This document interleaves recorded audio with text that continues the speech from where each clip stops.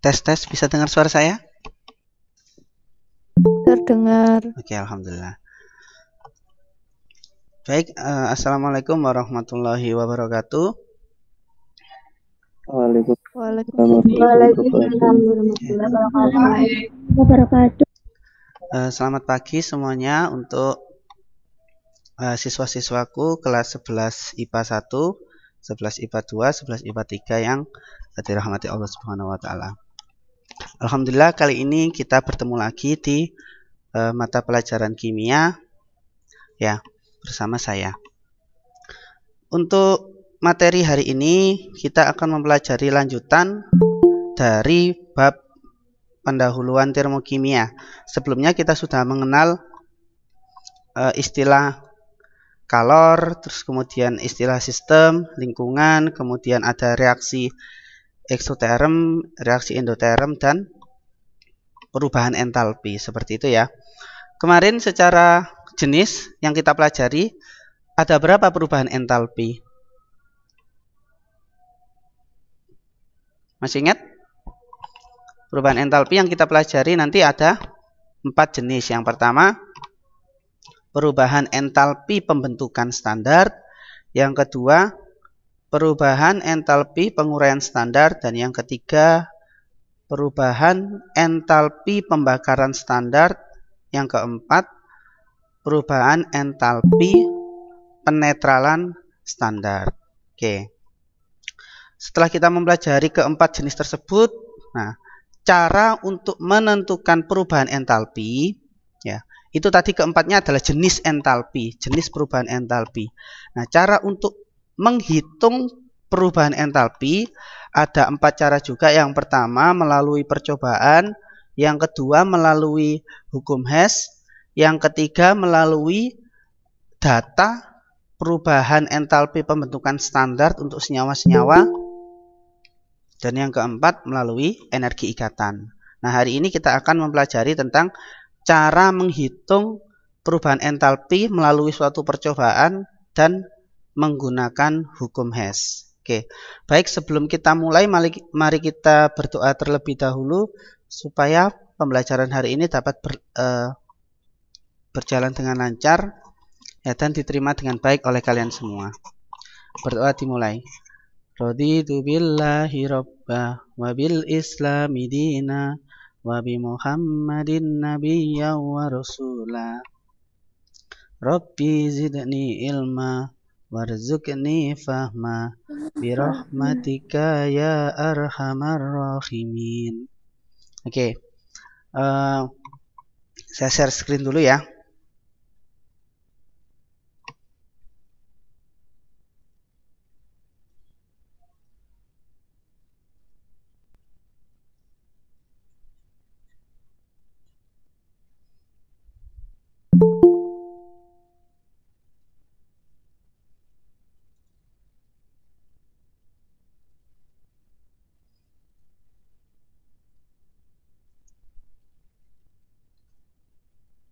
Nah, ini. Nah, kemarin kita belajar bahwa penentuan perubahan entalpi itu dibagi menjadi 4. Ada kalorimetri. Menggunakan kalorimetri ini adalah menggunakan percobaan maksudnya. Terus kemudian ada hukum Hess. Kemudian ada data entalpi pembentukan standar dan energi ikatan. Nah, pada dasarnya untuk kalorimetri ya, Q atau kalor sama dengan M kali C kali delta T. Ini adalah kalor dari suatu zatnya. Sedangkan kalor dari kalorimeter adalah C besar kali delta T. Oke, langsung saja kita masuk ke contoh soal perhitungannya. Dalam kalorimeter sebanyak 100 ml NaOH sebanyak 100 ml NaOH 0,1 molar direaksikan dengan 100 ml larutan H2SO4 dengan konsentrasi 0,2 molar. Kita tahu bahwa NaOH ini adalah zat basa, H2SO4 ini adalah zat asam ya. Berarti reaksi yang terbentuk nanti adalah reaksi antara asam dengan basa. Nah, Kedua larutan tersebut memiliki suhu awal yakni 25 derajat Celcius.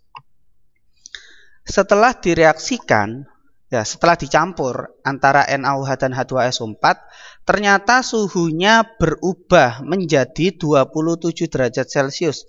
Berarti terjadi kenaikan suhu atau penurunan suhu?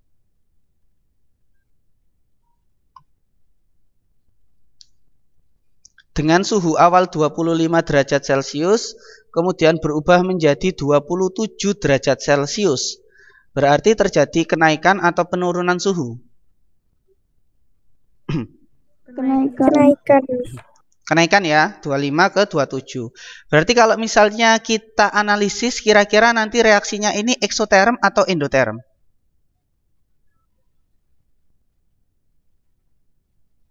Kalau ekso melepaskan kalor, berarti suhu lingkungannya akan meningkat. Nah, berarti ketika suhu larutan akan meningkat atau suatu reaksi kimia suhunya berubah meningkat, maka dia termasuk dalam kategori reaksi eksoterm. Jadi reaksi antara NaOH dan H2SO4 ini adalah reaksi eksoterm. Bila diketahui kalor jenis larutan dianggap sama dengan kalor jenis air, yakni 4,2 Joule per gram Kelvin, dan massa jenis larutannya dianggap sama dengan massa jenis air, yakni 1 gram per mililiter, tentukan jumlah kalor yang terlibat dalam reaksi, yakni Q reaksi. Kemudian tentukan entalpi penetralan standarnya atau delta Hn, ya. Kemudian yang C, tentukan persamaan termokimianya. Persamaan termokimia adalah reaksi kimia, persamaan reaksi kimia yang diikuti dengan nilai entalpi atau delta H-nya. Oke. Nah, menghitung Q reaksi atau kalor yang terlibat dalam suatu reaksi itu sama dengan negatif Q larutan plus Q kalorimeter. Nah, untuk Q dari kalorimeter, karena di sini kita menggunakan kalorimeter yang sederhana, ya. Oke, maka Q dari kalorimeter bisa diabaikan. Berarti ini bisa dicoret atau dianggap 0, ya. Sehingga Q reaksi sama dengan negatif Q dari larutan. Sampai di sini bisa dimengerti? Dari Bisa, persamaannya bisa ya. Q reaksi sama dengan min Q larutan plus Q kalorimeter. Q kalorimeternya diabaikan alias dianggap 0, sehingga Q reaksi sama dengan min Q larutan. Dari soal tersebut diketahui bahwa larutan NaOH 0,1 molar, volumenya 100 mili. Kemudian H2SO4 0,2 molar, volumenya 100 mili.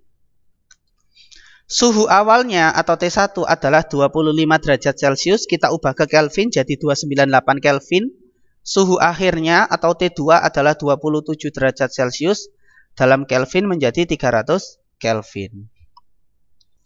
Volume larutan. Volume larutan itu adalah volume campuran antara larutan NaOH 100 mili dengan larutan H2SO4 100 mili. Otomatis kalau dalam wadah 100 mili dicampur dengan 100 mili, alhasil volume akhirnya adalah 200 ml. Kemudian dari volume larutan kita konversi ke massa larutan. Ya. Di mana massa larutan sama dengan rho, yakni massa jenis dikali volume. 1 ini adalah massa jenisnya tadi 1 gram per mililiter dikali volumenya tadi 200 ml, sehingga 1 gram per mililiter kali 200 ml sama dengan 200 gram. Ya. Diingat-ingat ya, kalau massa jenisnya 1 gram per mililiter artinya angka volumenya pasti sama dengan angka massanya. Kalau ini 200 ml, karena massa jenisnya adalah 1 gram per mililiter, maka massanya sama dengan 200 gram. Sampai di sini bisa dimengerti? Bisa. Oke. Mikrofonnya diaktifkan aja nggak apa-apa. Jadi kalau ada pertanyaan langsung ditanyakan. Nah, kalor jenis larutannya diketahui nilainya 4,2 Joule per gram Kelvin. Ditanya jumlah kalor yang terlibat dalam reaksi berapa. Nah, Q reaksi sama dengan negatif Q larutan. Nah, Q larutan sendiri atau kalor yang ada di dalam larutan itu sama dengan M kali C kali delta T. Kalian sudah sangat familiar kan dengan rumus ini, MC delta T? Ya, Iya. sangat familiar pastinya. Nah, Q larutan sama dengan M. M itu adalah massa. Massanya adalah 200 gram. Kemudian C kecil ini adalah kalor jenis larutan, yakni 4,2 Joule per gram Kelvin. Sedangkan delta T. Delta T ini apa? Delta T adalah suhu akhir dikurangi dengan suhu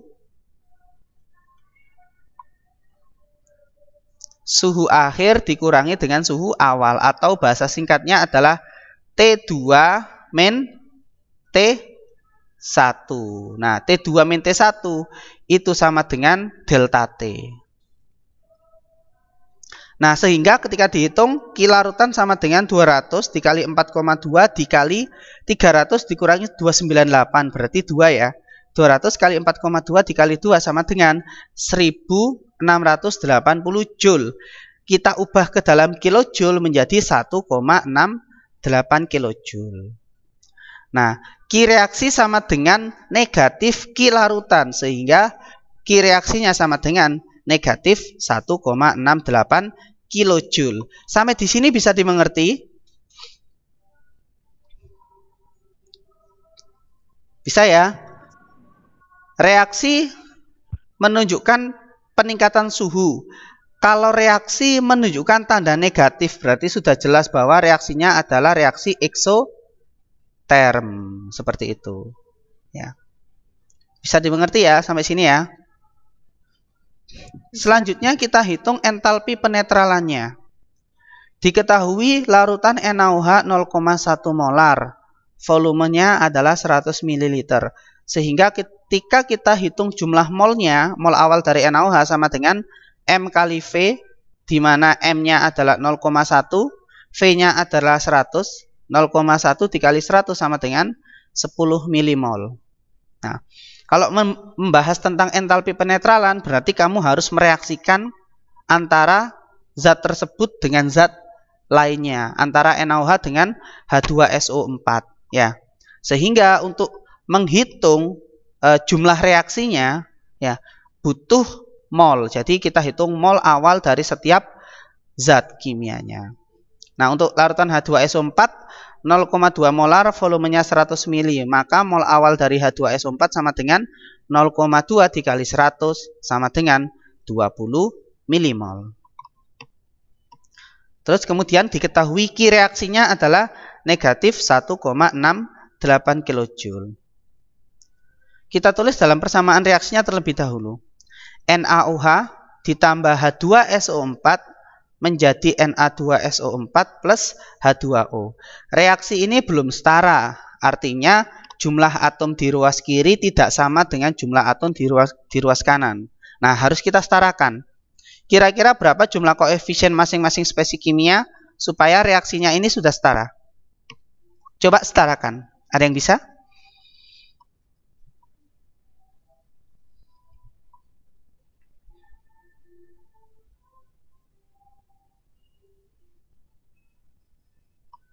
Berapa?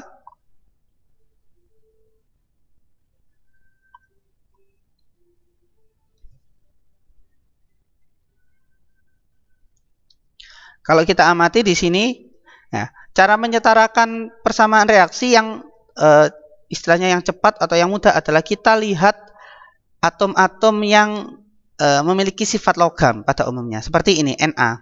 Nah, kalau kita perhatikan Na di sini ada 2 atom. Ya, ada 2 Na di sini. Tapi di sebelah sini ada hanya 1 Na saja. Maka supaya setara, Na-nya yang di sebelah kiri kita kalikan 2. Ya. Kemudian kita melihat dari segi atom yang lain, misalnya sulfur, S-nya di sebelah kiri ada 1, di sebelah kanan juga ada 1. Berarti sudah setara. Setelah itu kita tentukan atau kita setarakan jumlah atom dari hidrogen. Ya. Di sini hidrogennya ada 1 kali 2 ditambah 2 kali 1. Berarti sama dengan 4. Sedangkan di sebelah kanan hanya ada 2. Maka supaya sama-sama 4 kita kalikan 2 kali untuk H2O-nya. Sehingga jumlah atom untuk masing-masing ruas sudah sama. Triknya adalah setarakan atom-atom yang bersifat logam. Kemudian diikuti oleh atom-atom lain. Dan yang terakhir biasanya kita setarakan dari hidrogen ataupun oksigennya. Hidrogen sama oksigen disetarakan pada akhir-akhir saja ya. Jangan kondisi awal langsung setarakan hidrogen, jangan. Nanti penyetaraannya akan sulit. Karena hidrogen ada di berbagai senyawa, ada di NaOH, ada di H2SO4 juga. Tapi kalau Na hanya di Na2SO4 sama NaOH saja.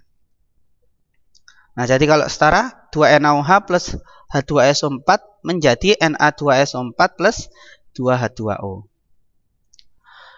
Mol mula-mula dari NaOH berapa? 10 milimol. Berarti kita tulis di sini 10. Mol mula-mula dari H2SO4 adalah 20 milimol, maka kita tulis di sini 20.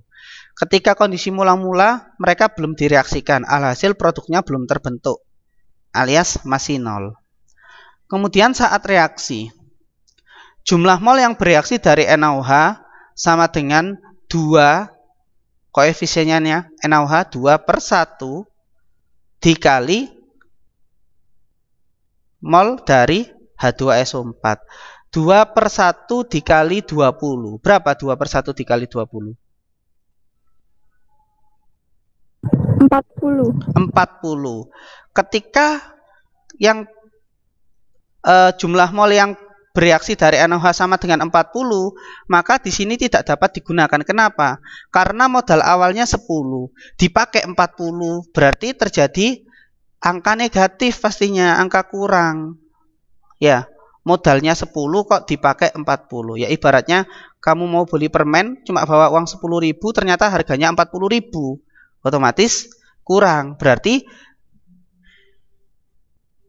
perhitungan perbandingan mol tadi tidak dapat digunakan. Nah, kita bisa gunakan yang satunya dari H2SO4.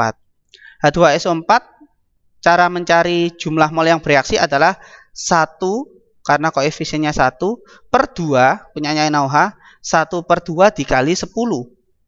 Berapa 1/2 dikali 10? 5. Oke.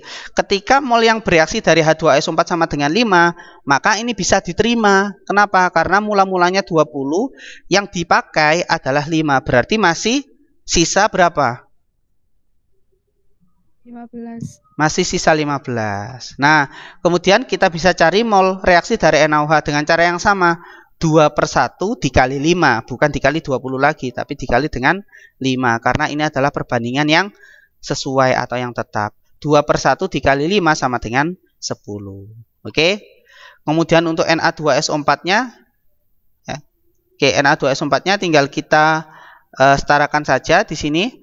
Ini bukan 10 ya, sorry. Harusnya ini bukan 10, ini 5 harusnya. Ya. Oke. Harusnya 5 karena perbandingannya Na2SO4-nya 1, H2SO4-nya 1, berarti reaksinya sama dengan H2SO4 yakni 5. Untuk 2H2O-nya ini juga salah tadi malam, belum saya koreksi. Ini bukan 20 tapi 10 karena perbandingannya sama dengan NaOH. 2/2 dikali 10 sama dengan 10. Nah, ruas kiri dikurangi, ruas kanan dijumlah ya. Sehingga untuk NaOH-nya 10 dikurangi 10 sama dengan 0 atau tidak ada sisa. Sedangkan untuk H2SO4 20 dikurangi 5 sama dengan 15. Ini hasilnya 5 yang benar. Ini hasilnya 10. Oke. Nah, sehingga kita tahu bahwa jumlah mol yang bereaksi dari NaOH adalah 10 milimol, sedangkan jumlah mol yang bereaksi dari H2SO4 adalah 5 milimol. Nah, kedua komponen ini yang penting digunakan untuk menentukan entalpi penetralannya. Nah, sehingga diketahui bahwa mol reaksi dari NaOH adalah 10 milimol, sedangkan mol reaksi dari H2SO4 adalah 5 milimol.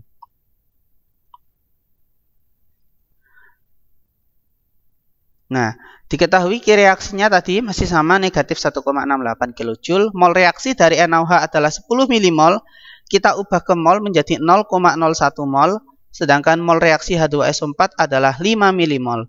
Kita konversi ke mol menjadi 0,005 mol. Ibaratnya seperti milimeter ke meter, berarti dibagi 1000. 10 dibagi 1000, 001, 5 dibagi 1000, 0005. Nah, persamaan reaksinya 2NaOH plus H2SO4 menjadi Na2SO4 plus 2H2O. Nah, menghitung entalpi atau delta H, caranya adalah Q reaksi dibagi dengan mol dari zat yang bereaksi. Entalpi penetralan untuk NaOH sama dengan Q reaksi per mol, di mana Q reaksinya adalah 1,68, ya negatif 1,68, dibagi jumlah mol dari NaOH yang bereaksi tadi sebanyak 0,01 mol. Sehingga negatif 1,68 dibagi 0,01 sama dengan negatif 168 kilojoule per mol. Artinya adalah untuk menetralkan 1 mol NaOH melepaskan kalor sebesar 168 kilojoule. Nah, bisa dimengerti di sini arti dari negatif 168 kilojoule per mol. Cara bacanya adalah untuk menetralkan 1 mol NaOH ternyata terjadi pelepasan energi sebesar 168 kilojoule untuk 1 mol NaOH. Nah, karena dalam reaksi NaOH memiliki koefisien sebanyak 2, maka delta H dari reaksinya sama dengan 2 kali dari delta H yang dimiliki oleh NaOH, yakni 2 kali min 168 sama dengan 336 kilojoule, negatif 336 kilojoule. Untuk H2SO4 sama caranya Q reaksi per mol. Q reaksinya negatif 1,68 per mol reaksi dari H2SO4 adalah 0,005, sehingga didapatkan angka sebesar negatif 336 kilojoule per mol.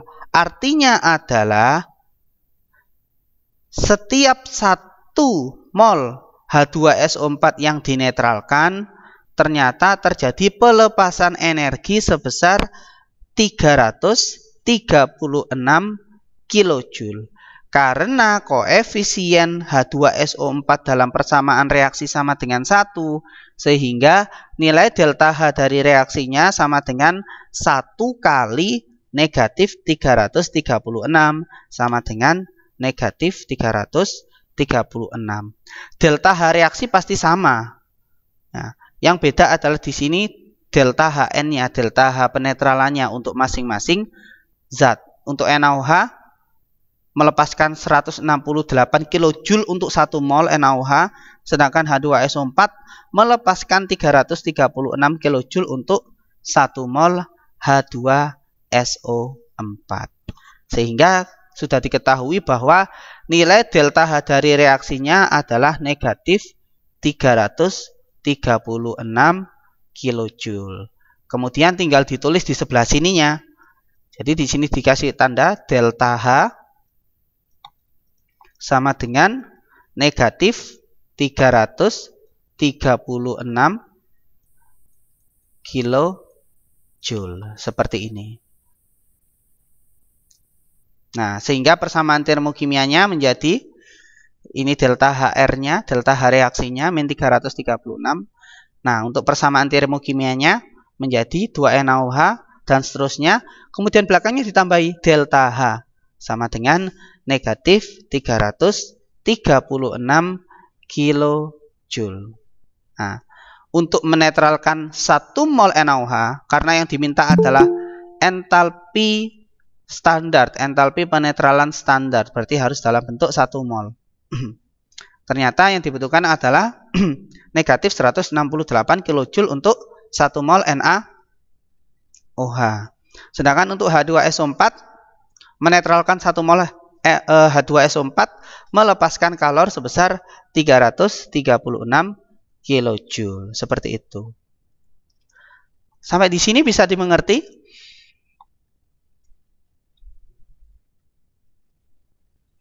Bisa. Yang jawab cuma satu mesti. Pak, saya Oke. mau tanya, Pak. Oke, silakan, nggak apa-apa. Yang mana? Yang mana? Tadi itu kan ada apa ya? 0,005 mol itu digunain buat apa, Pak? Kok di selanjutnya nggak kepake? Yang mana? Yang ini dah. Ya. Nah, ini dipakai. Terus itu kok nggak ditulis di hitungan selanjutnya? Kok jadi 336 kilojoule per mol? Nah. 0,0 nya nggak kepake. Kenapa, Pak? Nah, negatif 1,68 kilojoule ini dibagi dengan 0,005 mol. Bahasanya adalah nanti akan dibagi dengan 1 mol, akan menghasilkan angka 1 di bawahnya ini. Ibaratnya begini, contoh ya. Saya melaju dengan kecepatan 2 meter per setengah sekon. Nah, sekarang coba kamu ubah kecepatannya menjadi meter per sekon. Berapa? Saya melaju dengan kecepatan 2 meter setiap setengah detik. Nah, kalau tak ubah menjadi meter setiap detik, berarti berapa? 1. Berapa? Nggak tahu, Pak. 2 dibagi setengah, tinggal gitu aja. Berapa 2 dibagi setengah? Berapa? 2 dibagi setengah? 1. Hei, 2 dibagi setengah kok 1? Siapa yang ngajari? 4, Pak. 4 lah. Nah, jadi artinya saya melaju dengan kecepatan 4 meter setiap detik. Nah, ini juga sama.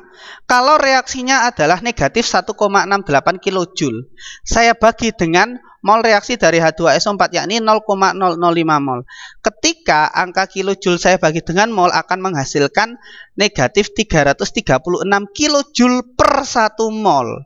Nah, ini sama seperti yang kecepatan tadi. Saya melaju dengan kecepatan 2 meter per setengah sekon. Kalau diubah menjadi meter per sekon, maka tinggal dibagi 2 dibagi setengah sama dengan 4 meter per sekon. Satuan dalam delta H itu adalah kilojoule per 1 mol. Sehingga kita harus dipaksa mengubah atau mengkonversi dari Q reaksi dibagi molnya sehingga terbentuk satuan kilojoule per mol. Bisa dimengerti? Ya, bisa, Pak. Oke, tinggal dibagi saja. Sama kayak ini tadi. Ada pertanyaan yang lain?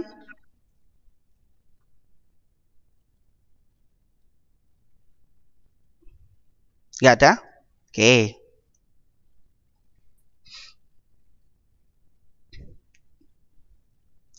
Kita masuk ke hukum Hess. Menurut Henry Germain Hess, perubahan entalpi reaksi hanya bergantung pada keadaan awal, zat-zat reaksinya, dan keadaan akhir atau zat-zat hasil reaksinya dari suatu reaksi dan tidak bergantung bagaimana jalannya suatu reaksi. Artinya adalah kalor reaksi total itu sama dengan jumlah kalor dari tahap-tahap reaksinya. Sehingga kalor reaksi total, ini kalor reaksi total ya, delta H sama dengan jumlah dari kalor pada tahap-tahap reaksinya. Pada delta H1 artinya kalor reaksi tahap 1, delta H2 artinya kalor reaksi tahap 2, sampai ke delta Hn artinya kalor reaksi pada tahap reaksi ke N, seperti itu. Nah, analoginya seperti ini, analoginya hukum Hess. Kamu punya teman namanya Sodik, dia itu mau dari rumah mau ke pasar, nggak tahu disuruh apa sama ibunya. Nah, jarak antara rumah ke pasar itu adalah 10 km. Ya. Oke. Setelah dia searching di Google Map, ternyata jarak dari rumah ke pasar itu 10 km. Anggaplah dia nggak tahu jalannya. Oke. Nah, selama di perjalanan, ya, setelah dia berjalan sejauh 4 km, ya, dia nemui masjid ibaratnya. Terus dia pengen sholat duha seperti itu. Ya. Oke, setelah sholat duha, dia berjalan lagi sejauh 2 km. Setelah 2 km dia merasa haus, capek kan, jalan sampai 6 km, ketemu supermarket, ya. Dia kemudian masuk ke supermarket, beli minuman dan seterusnya. Kemudian setelah dari supermarket, dia langsung meneruskan perjalanan hingga sampai ke pasar. Nah, kira-kira kalau tak tanya, Jarak antara supermarket ke pasar berapa? 6. Berapa? 6. Jarak supermarket ke pasar. 4 4 dong. Logikanya berarti jarak supermarket ke pasar adalah 4 km. Seperti itu ya. Berarti di sini adalah 4 km. Karena apa? Pasti kalian mikirnya begini. Totalnya lu 10 km. Terus berjalan 4 kilo. Terus kemudian berjalan 2 kilo. Berarti sisanya adalah 4 km. Artinya adalah jarak totalnya itu sama dengan jarak pada tahapan-tahapannya. Yakni 10 km sama dengan 4 km ditambah 2 km ditambah X. Misalnya seperti itu. Sehingga nilai X sama dengan 4 km. Nah, seperti itu. Itu juga berlaku dalam tahapan-tahapan reaksi dan reaksi total yang dimaksud oleh Hess tadi. Bahwa kalau jarak dari rumah ke pasar itu anggaplah sebagai reaksi total.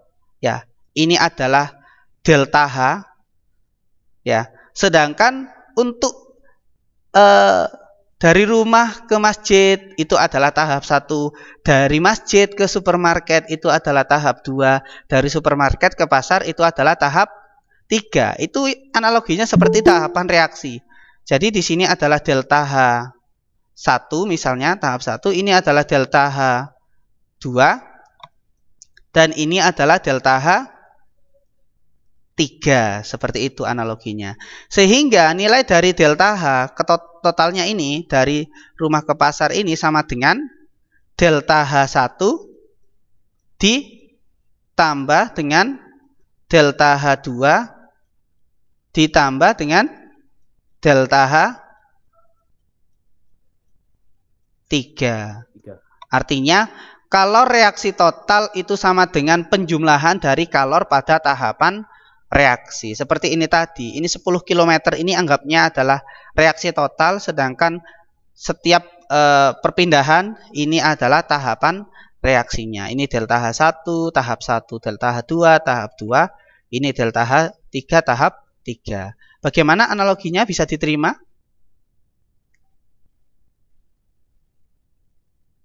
Coba. Ada yang ditanyakan? Nggak ada? Nggak ada. Ada, oke, kita lanjutkan. Nah, sebagai contoh di sini, reaksi pembakaran 1 mol karbon itu terjadi dalam 2 tahap. Ya, dalam 2 tahap, yakni tahap 1, karbon ditambah setengah oksigen menjadi karbon monoksida. Delta H-nya negatif 111 kJ. Tahap 2, CO2 menjadi CO plus setengah O2. Nilai delta H-nya sama dengan plus 283 kJ. Nah, ditanya untuk tahap akhirnya, tahap akhir itu maksudnya adalah reaksi totalnya. Reaksi totalnya yang diminta adalah C ditambah O2 menjadi CO2. Anggaplah ini sebagai delta H3. Artinya adalah untuk menghitung nilai delta H3 itu merupakan penjumlahan dari tahap 1 dan tahap 2. Nah, bagaimana caranya? Nah, caranya adalah seperti ini. Coba perhatikan pada reaksi totalnya atau reaksi pada tahap akhir ini. Reaksi akhirnya. Di sini ada berapa komponen? Dalam reaksi C plus O2 menjadi CO2, ada berapa komponen? 2. 3 dong. Ada karbon, ada oksigen, sama karbon dioksida. Coba perhatikan sekarang. Karbon ya dalam reaksi akhir itu berada pada reaksi tahap 1 atau tahap 2. Coba cek. Karbon C itu berada pada tahap 1 atau tahap 2 dalam tahap reaksinya. Tahap 1. Tahap 1. Saya lingkari ini ya, saya garis bawah ya. Oke. Kemudian dari segi posisi, perhatikan. Pada karbon reaksi akhir, dia berada di sebelah kirinya tanda panah. Ya. Kemudian kamu cek reaksi pada tahap 1 apakah sudah sama? Dia berada di sebelah kirinya tanda panah. Apakah karbon Sama. pada tahap 1 berada pada sisi yang sama dengan karbon pada reaksi akhir? Sama ya. Sama-sama di sebelah kiri tanda panah, atau bahasanya sama-sama di ruas kiri. Kemudian dari koefisiennya. Di sini koefisiennya berapa? Untuk karbon dari reaksi akhir? Berapa jumlah koefisiennya? 1. Untuk karbon pada tahap 1 apakah sama juga? Sama. Sama, benar. Oke. Selanjutnya, berarti karbonnya ini sudah sesuai. Berarti reaksi tahap 1 artinya reaksi tahap 1 nilai delta H-nya tidak perlu diubah. Dalam arti tidak perlu dikalikan dengan berapapun atau tidak perlu diubah menjadi positif. Karena di sini posisinya karbon sama dengan posisi karbon di akhir. Terus kemudian secara jumlah sama. Ya. Jadi nilai dari delta H1 tidak perlu diubah. Sedangkan coba cek CO2. Kenapa oksigennya nggak dicek? Karena oksigen berada pada 2 tahap. Kita kesulitan kalau menentukan suatu spesies ternyata ada di 2 tahap. Coba kamu cari spesies kimia yang hanya berada pada 1 tahap saja. Contohnya CO2. CO2 berada pada tahap nomor berapa? Tahap 2. Oke. CO2 berada tahap kedua. Kemudian lihat posisinya. Pada reaksi akhir CO2-nya harus di sebelah kanan, tapi CO2 pada tahap 2 berada di sebelah kiri. Berarti apa yang harus dilakukan supaya dia bisa di sebelah kanan? Maka reaksi pada tahap 2 harus diapakan? Reaksi akhirnya minta CO2 itu di sebelah kanannya tanda panah. Sedangkan reaksi pada tahap 2 CO2-nya di sebelah kiri tanda panah. Supaya CO2-nya ini pindah ke kanan, maka apa yang harus dilakukan dalam reaksi tahap 2-nya? Maka reaksi tahap 2 harus dibalik posisinya. Jadi CO2-nya dipindah ke kanan, kemudian CO dan setengah O2-nya harus dipindah ke kiri. Jadi terjadi perpindahan posisi. CO2-nya dipindah ke kanan, CO dan setengah O2-nya dipindah ke kiri. Alhasil nilai delta H2-nya juga dipindah dalam arti dibalik. Yang awalnya positif menjadi negatif. Nah, berarti artinya reaksi tahap 2 nanti dibalik. Dibalik dari segi reaksinya, kemudian dibalik dari segi harga delta H-nya. Kemudian dari segi jumlah koefisiennya, di sini berapa koefisiennya CO2?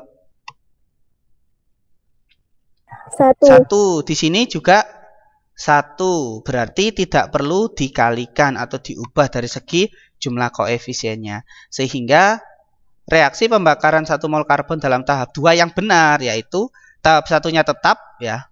Tahap 1-nya adalah tetap, tidak diubah, tidak dibalik ya. Kemudian tahap 2-nya dibalik. Nah, reaksinya jadi begini. CO-nya di sebelah kiri, setengah O2-nya di sebelah kiri, CO2-nya pindah ke kanan. Nilai delta H2-nya awalnya positif berubah menjadi negatif. Oke. Sehingga apabila reaksi tahap 1 kita jumlah atau kita tambah dengan reaksi pada tahap 2, maka hasilnya akan sama dengan tahap akhir atau reaksi akhirnya. Coba perhatikan. Ini seperti dalam matematika ya. Eliminasi dan substitusi seperti itu. Coba perhatikan. Di sebelah kiri ada 1 karbon monoksida, ada 1 CO. Di sebelah kanan juga ada 1 CO. Maka ini bisa kita coret seperti ini. Oke. Kemudian di sini di sebelah kiri ada setengah O2 sama setengah O2. Mereka berdua berada pada ruas yang sama. Kalau berada pada ruas yang sama maka harus ditambah. Setengah O2 ditambah setengah O2 menjadi 1 O2.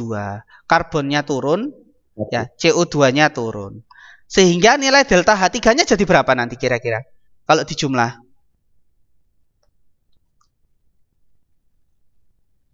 Nilai delta H3-nya berapa?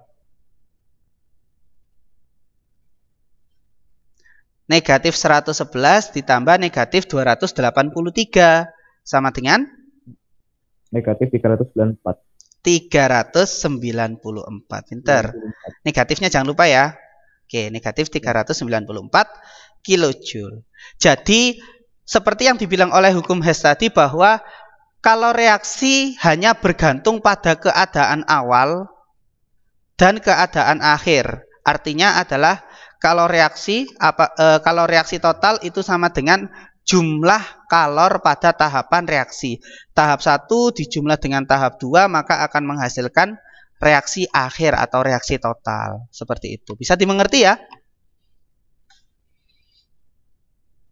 Oke, sehingga persamaan yang muncul adalah persamaan yang muncul adalah delta H3 itu sama dengan delta H3 sama dengan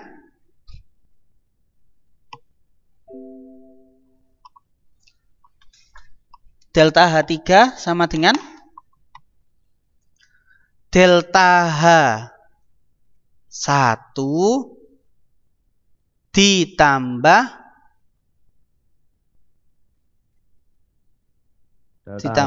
delta H2.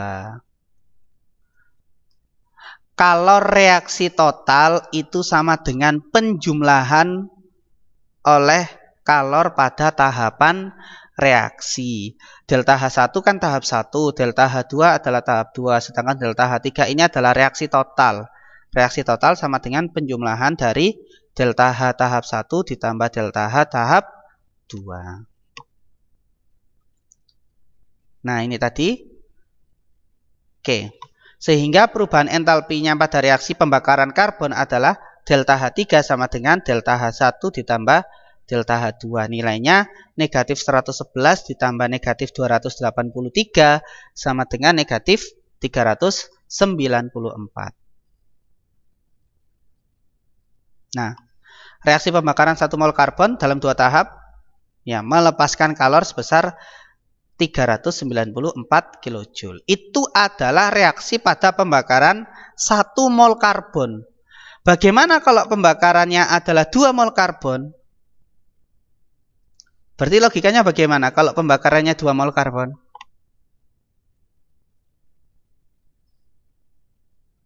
Maka nilai dari tahap 1 dan tahap 2 harus kita dikalikan berapa?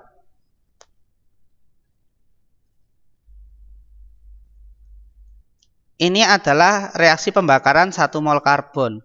Bisa dilihat dong dari koefisiennya. Koefisiennya karbon kan 1. Ya. Itu untuk 1 mol karbon. Kalau untuk 2 mol karbon, maka reaksi tahap 1-nya dan reaksi tahap 2-nya harus dikalikan dikalikan berapa? Dikalikan 2, gitu aja. Nah, jadi tahap 1-nya dikalikan 2, semuanya dikalikan 2, jadi 2C setengah dikali 2, jadi 1, 1 dikali 2 menjadi 2CO. Nilai delta H1-nya juga sama. Nilai delta H1-nya juga harus dikalikan. Negatif 111 dikali 2 menjadi negatif 222 kilojoule. Tahap 2 juga seperti itu, kita kalikan 2. Jadi 2CO plus O2 menjadi 2CO2.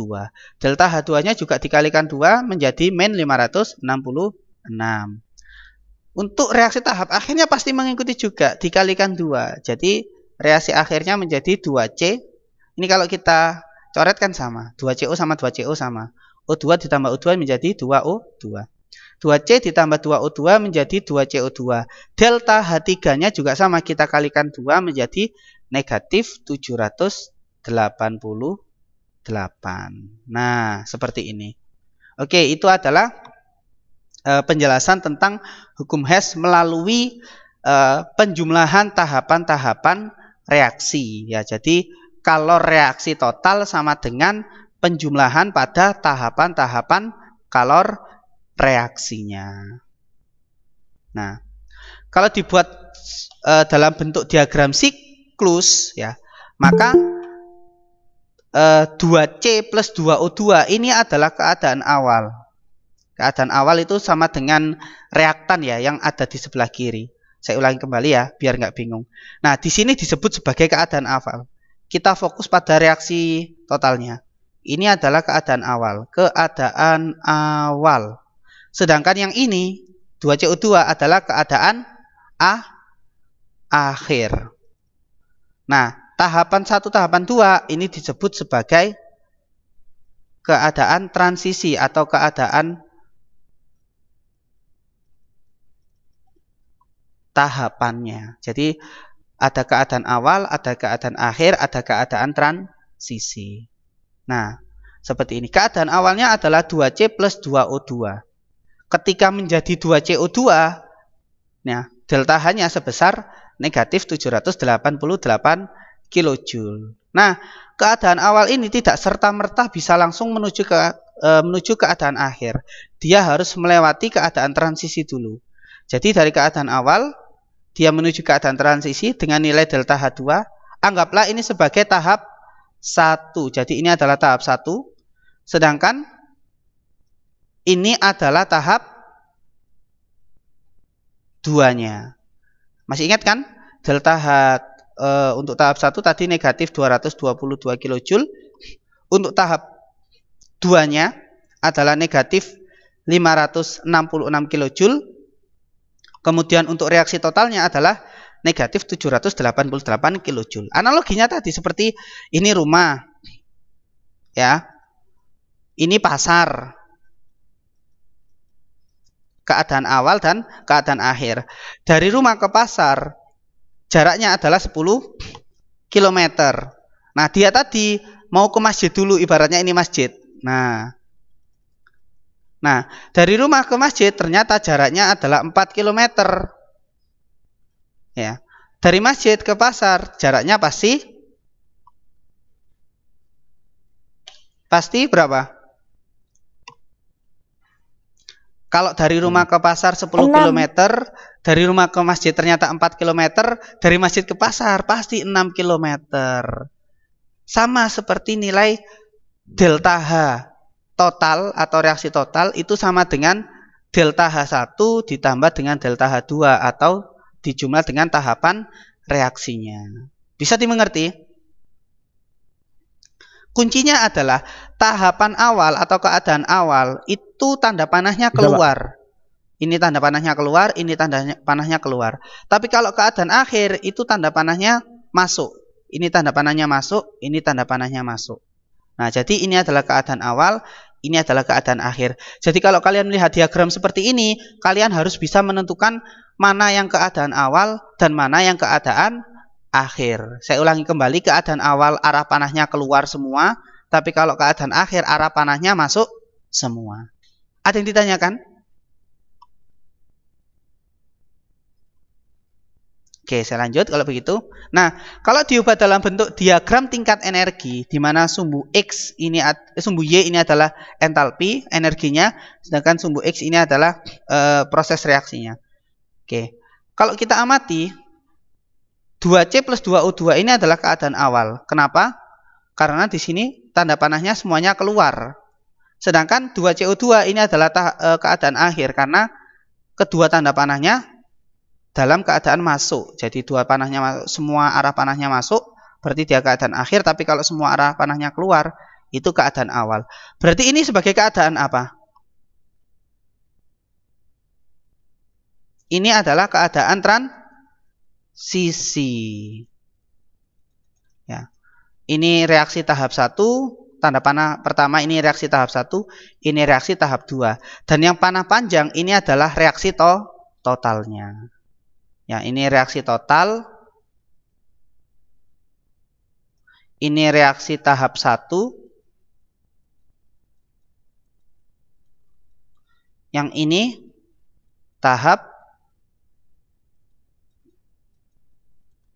2. Oke, ada contohnya nanti. Nah, kalau diagram siklus reaksi seperti ini, tentukan mana yang keadaan akhir dan mana yang keadaan awal.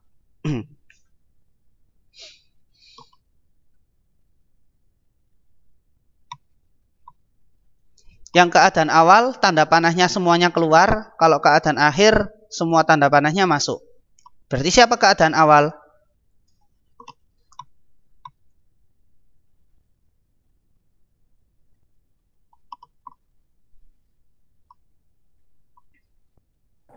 P. P. Benar sekali, pintar. P.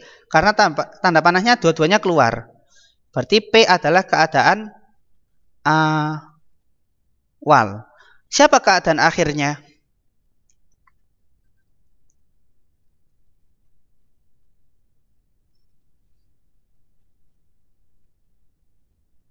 R.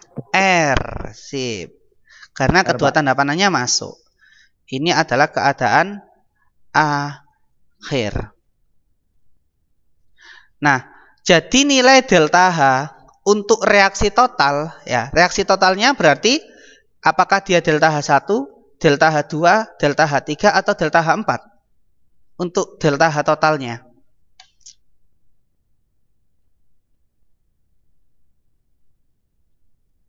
Wes gini aja, nilai entalpi dari keadaan awal menuju keadaan akhir itu sama dengan delta H berapa? Keadaan awal ke keadaan akhir.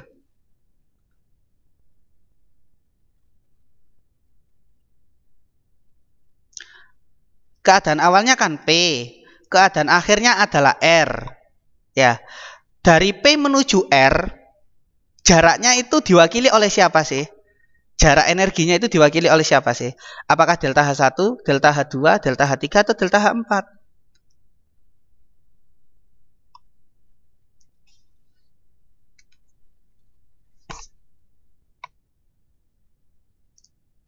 Yang mana? Jelas loh, Rek. Dari P ke R itu adalah delta H2. Ya, dari P ke R itu adalah delta H2. Karena di sini menunjukkan bahwa P menuju ke R, nilai delta H-nya sama dengan plus 15 kJ. Berarti delta H2 sama dengan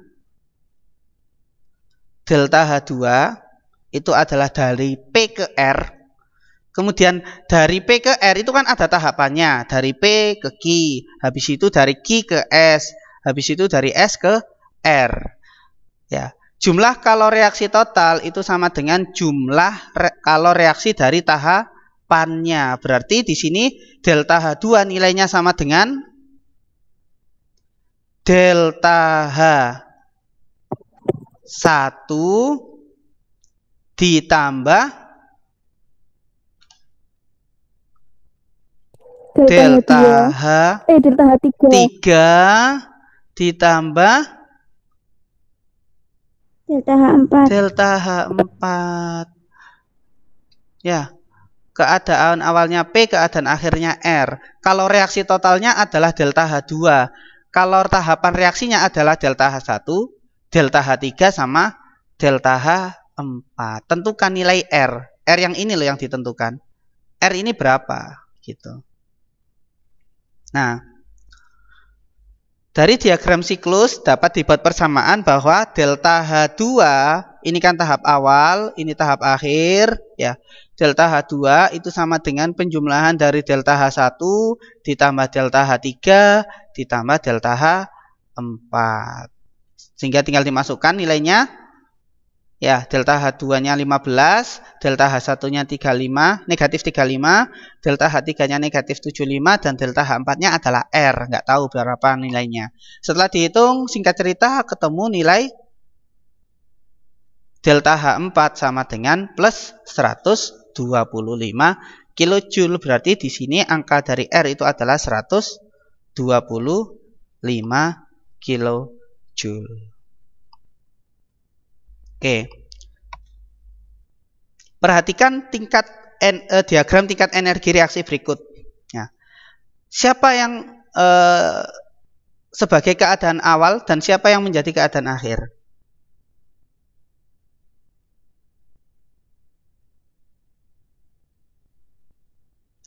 Simpel aja, yang atas, yang tengah, atau yang bawah keadaan awal? Keadaan awal dulu. Atas sendiri. Oke, atas sendiri ya, kelihatan. Karena dua arah panahnya keluar. Dilihat ya, dilihat arah panahnya. Jangan dilihat posisinya di atas atau di bawah. Lihat arah panahnya. Berarti ini adalah keadaan awal.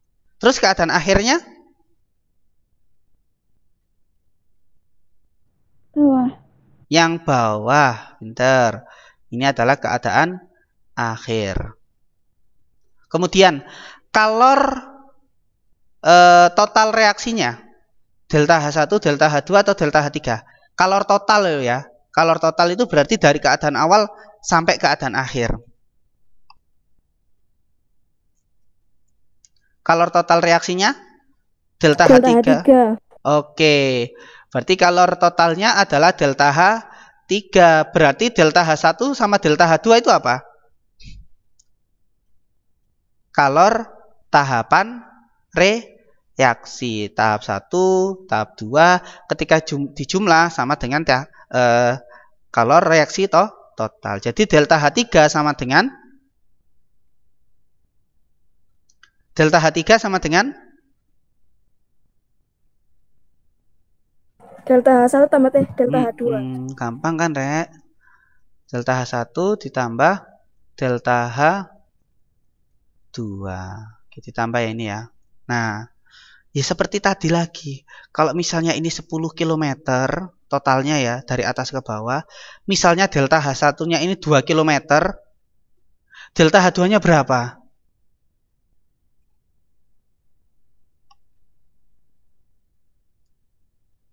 8. 8, Rek, ya.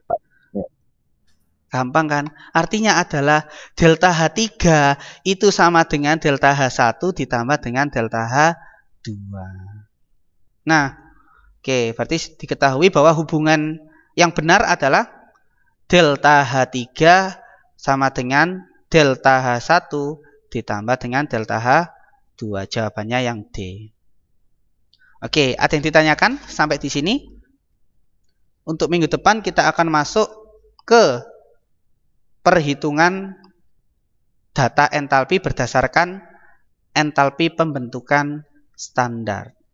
Oke, saya ulangi kembali, di materi kelas 11 ini materi yang sangat banyak hitungannya.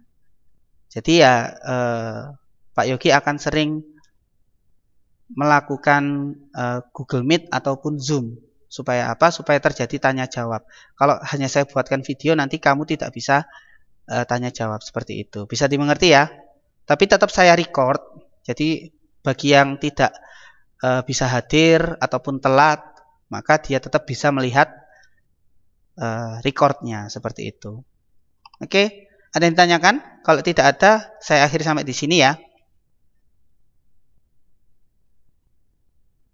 Oke, nggak ada kalau begitu. Oke, terima kasih untuk kelas 11 IPA. Ya.